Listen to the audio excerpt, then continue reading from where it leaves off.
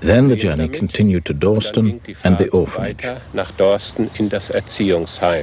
Am anderen Morgen mussten wir wieder In the morning, he again told us to give the Hitler salute. And when we refused, he took us into a room, laid us across the table, and beat us black and blue. It was bad.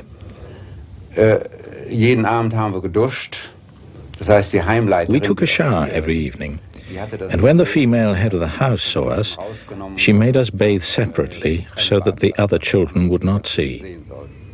It was very bad.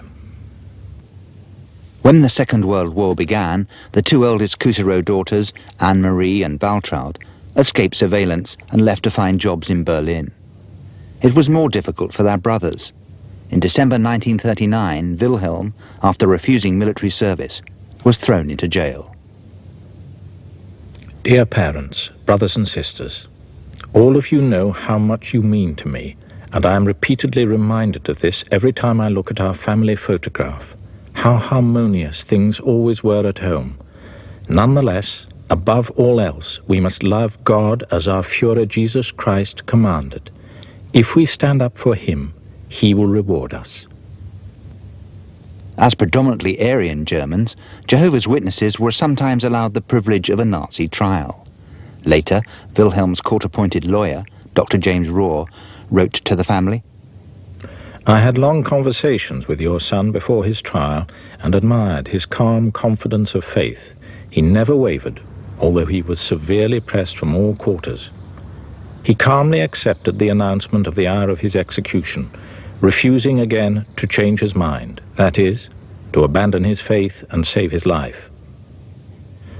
On the morning of the execution, I took his hand and said in consolation, Mr. Cousireau, you have been wonderfully strong. Remain strong now. He squeezed my hand and smilingly replied, No, doctor, don't be troubled. I am gaining everlasting life. All this is only a change. He asked me to send you his greetings. He stood upright when facing death and was dead at once. Unable to browbeat the witnesses, the Nazis tried lies and subterfuge. With an elaborate ritual of deceit, they issued certificates and reports declaring that Wilhelm Cousireau had died a hero's death fighting for Hitler and the Third Reich. For some unknown reason, the Nazis allowed the family to collect Wilhelm's body from Münster prison, where he'd been shot. His sister Valtraid helped to arrange the funeral. It shocked me deep, but Wilhelm was true until the death. I have seen the body in the little hall there, and he was in a private suite, and until here, Löcher. The bullet holes? Yeah, holes, and the blood was in the mouth. There was a big funeral with a secret police around, and then with persons in uniform, policemen. And my brother Karl has said some words. And then later, my brother Karl, because he spoke a few words and the prayer, the Gestapo kept him. Karl, son number 3, was the next arrested. He was brutally tortured in Dachau and Sachsenhausen concentration camps. In April 1941, the Gestapo swooped again. After a brief release from jail, Franz and Hilda Cousireau were re-arrested, as with their daughters Hildegard and Magdalena. Nazi tenants took over the house that once proclaimed the dawning of a golden age. The Cousireaus were sent to concentration camps where the witnesses were forced to wear distinctive insignia. The Jews wore a yellow star, the witnesses a purple triangle. When we went through the concentration camp, we saw this purple triangle. Then I knew there's my sister. I said, hello sister, how are you?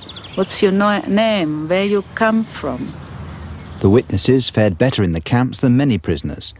Absolute conviction in their faith and strict discipline helped their morale. Soon Magdalena was joined at Ravensbrück by her mother and her sister, Hildegard. I saw my mother. I was so happy, and she told me everything. She was happy, and it was really good because I had swollen arms. I couldn't walk. I couldn't dress myself because of this sickness. It was rheuma or something. And my mother, she dressed me. She made my hair. Despite the evil and hardship at Ravensbrück, Frau Kuserow kept her faith. Her son Wilhelm had given his life for the faith, and younger brother Wolfgang, when called for military service, showed true Kuserow defiance. I was brought up as one of Jehovah's Witnesses according to God's word contained in the Holy Scriptures. The greatest and most holy law he gave mankind is, you shall love your God above all else and your neighbor as yourself. Other commandments read, you must not kill.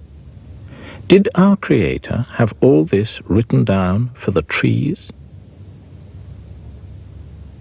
Just as Jesus Christ and his disciples were persecuted, so are God's people also persecuted today. I know for sure that if Jesus Christ were to live on earth today, he would be persecuted just as he was then. Wolfgang was beheaded on March the 28th, 1942. The night before, he wrote, My dear parents and my dear brothers and sisters, I shall leave you as your third son and brother early in the morning. Be not sad. The time will come when we shall be together again. Those who sow with tears will reap with joy. In James chapter 1 verse 12 it says, Blessed is the man that endures temptation, for when he is tried, he shall receive the crown of life, which Jehovah has promised to them that love him. In this faith and in this conviction I go from you, your son and brother, Wolfgang.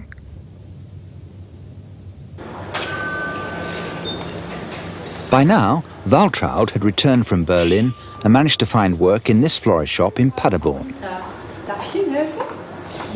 She was ordered to greet customers with the Heil Hitler salutation. She refused. Ist die auch sehr schön? Oh ja, ich würde gern. After being given 8 days to change her mind, she still refused and was arrested and imprisoned in Paderborn and told to make ammunition. I cannot work for the war. This I cannot work, this for the war. My brother is killed, is shot. My other brother is beheaded. My 3 sisters, little ones, the Gestapo have kept there. And my other brother in concentration camp, my mother in concentration camp, my 2 sisters, and also my father in prison. No, I cannot make that. By 1944, just one member of the Kuserow family was free, Anne-Marie, who was still in Berlin. Every week I had with me in my apartment some persons to have a Bible study. And therefore I was arrested. There must be a person who has observed us. The Nazis had rounded up every single member of the family. Some were dead, and the future for the rest uncertain. Yet they had a lifeline.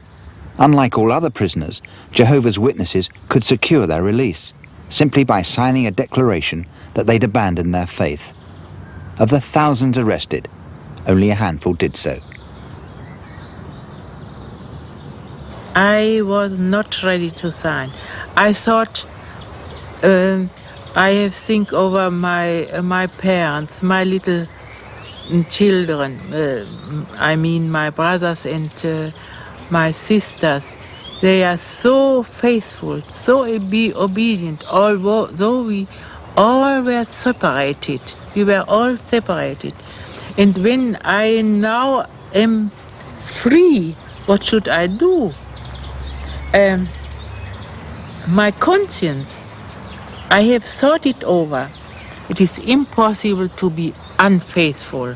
How could I sign that I am not a witness? How could I leave my faith? Never, never, never.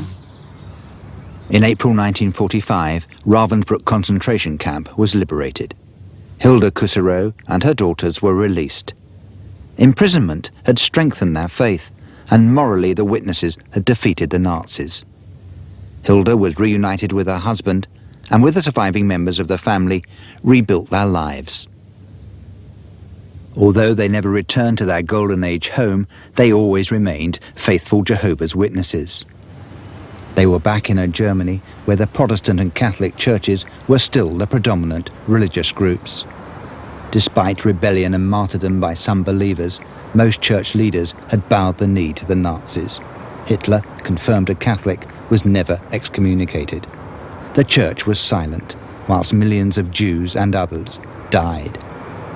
Among the organized Christian religions in Germany, it was only the Jehovah's Witnesses who refused any compromise at all with Hitler and the Nazis.